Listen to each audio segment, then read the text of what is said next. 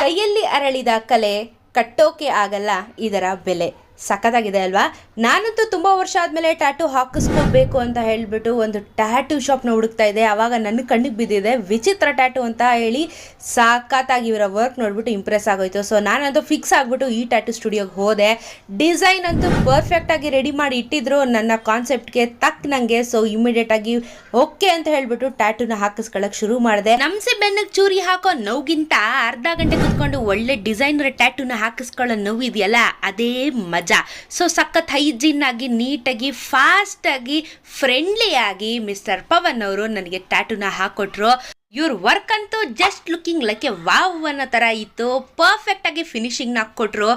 ಇಲ್ಲಿ lady tattoo artist ಕೂಡ ಇದ್ದಾರೆ. ಟ್ಯಾಟೂ ಹಾಕೊಬಹುದು, ಟ್ಯಾಟೂ ರಿಮೂವಲ್ ಇದೆ, body piercing, microblading, tattoo training, lip blush. ಅಯ್ಯೋ ಸಿಕ್ಕಾಪಟ್ಟೆ ಇದೆ ರೀ.